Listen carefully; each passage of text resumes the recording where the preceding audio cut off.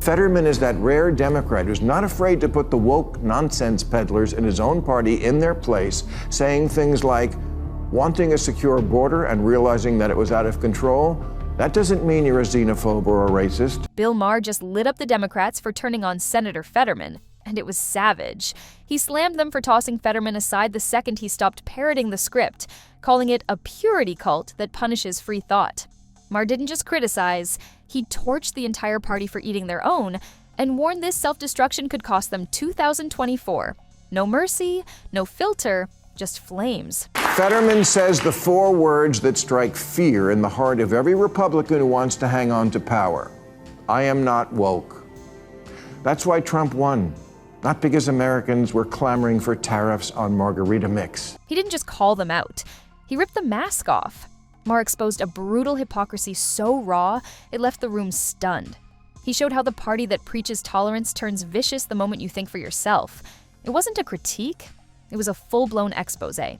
Senator Fetterman just dropped a political bomb by daring to think for himself. And the left? They lost their minds. By siding with Republicans on a few hot-button issues, he didn't defect. He disrupted. And that was enough to send the Democratic outrage machine into full-blown meltdown mode. But then, enter Bill Maher. Maher didn't just defend Fetterman, he torched the Democratic Party in a firestorm monologue that left scorched earth behind. He called them out for turning on one of their own and dragging the country closer to chaos just because he refused to follow the script. So, what did Fetterman do to stir the pot? He sat down for dinner. That's right, one quiet meal at Mar-a-Lago, and suddenly the left was screaming, "Traitor?" No scandal, no speech, just a fork, a plate, and a photo op that triggered a full-blown tribal freakout. And Maher, he didn't just clap back, he detonated the hypocrisy.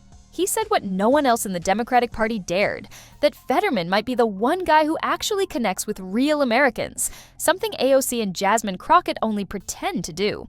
Maher laid it bare. He mocked the pearl-clutching elites. He ripped the obsession with purity politics. He exposed a party that punishes authenticity and rewards performance. And when he said Fetterman could be the Democrats' answer to Trump, that wasn't praise. It was a wake-up call. Fetterman talks like a human, not a hashtag. And for that, he's being crucified. Maher lit the match.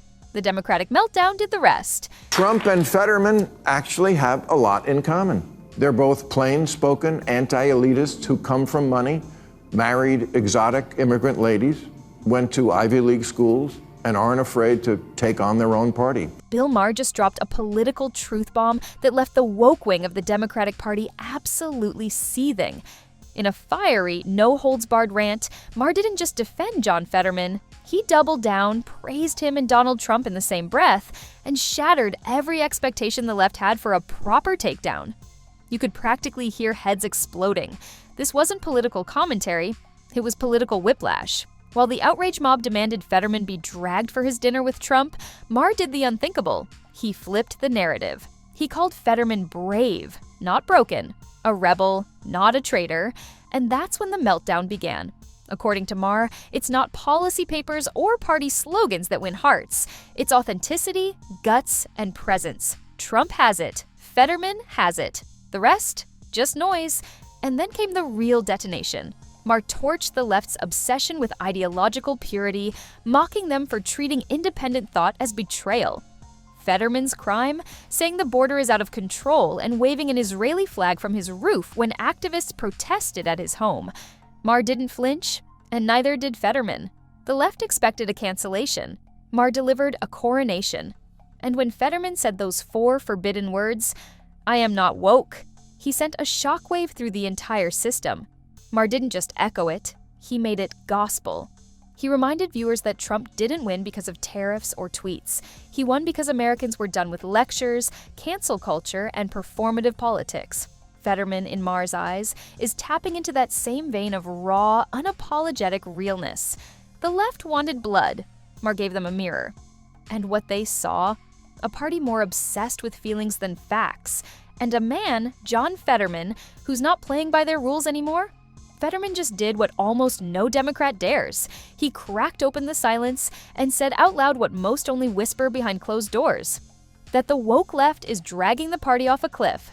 And instead of groveling to the Twitter mob like every other career politician, Fetterman shrugged, spoke his truth, and dared the outrage machine to come for him. He's not trying to impress campus activists with a 32-part pronoun bio. He's showing up for actual voters. Real people. The ones Democrats forgot existed.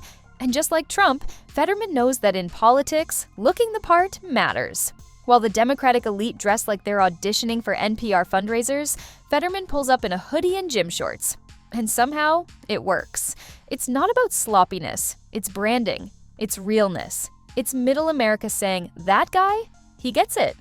While the left obsesses over polish, Fetterman is building a working-class image that could actually pull voters back from the edge. And then Maher drops the mic with one of the most savage comparisons yet. He points out that Trump's absurdly long red tie and golden mop of hair weren't fashion statements. They were branding genius. A walking, yelling, meme-worthy spectacle. Kamala Harris, on the other hand, she's so overmanaged, so forgettable, that if she vanished tomorrow, nobody could even describe her. No style, no signature, no spark.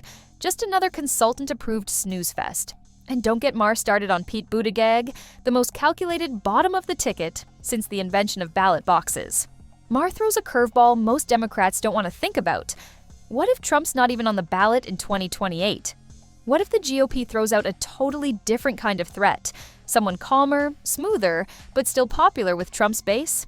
Then what? Suddenly all these Democrats trying to out-Trump Trump look like copycat clowns in a circus that left town. Fetterman could be the vibe Democrats need, but vibes alone won't win if the real opponent never shows. Maher warns, Democrats might be shadowboxing a ghost while the GOP rebrands itself into something even more dangerous. And then there's the moment that really shattered the glass. A few weeks ago, Pete quietly deleted his pronouns from his bio. No speech, no announcement, just gone. And for millions of Americans sick of identity politics, it was a quiet victory. A small crack in the woke facade. Maher didn't miss it. And he saw it for what it was, the beginning of the end for the performance politics era. Even Buttigieg, once the polished mascot of progressive orthodoxy, is admitting, without saying it outright, that chasing every micro-identity and niche pronoun combination is a one-way ticket to political irrelevance. And when he finally said Democrats should be more focused on values than vocabulary, that wasn't just a jab, it was a confession. A quiet panic that the whole progressive theater is collapsing under its own weight. But Fetterman, he's not collapsing. He's charging forward. And maybe that's the problem. Because here's the brutal truth Maher leaves the left with. Fetterman doesn't check any of the right boxes. No identity boost, no oppression Olympics advantage. Just a straight, white, working-class guy with bad fashion and real opinions. That's why he'll struggle in a party more focused on skin color and pronouns than substance and grit. Maher jokingly suggests Juan Fetterman might have a better shot. And that's where the takedown becomes surgical. Maher's not mocking Democrats because he's flipped. He's trying to save them from themselves, from becoming a parody, from turning the party of JFK into a TED Talk about feelings with zero connection to reality. But the question remains, are they even listening? Because if they're not, and if they keep drowning in their own performance art and purity tests, then they won't hear the sirens, they won't see the cliff. And when the crash comes, they'll blame everyone but themselves. So if you're tired of the noise and want more unfiltered truth bombs like this one, hit that like button, subscribe to the channel, and brace yourself. Because this ride is just getting started.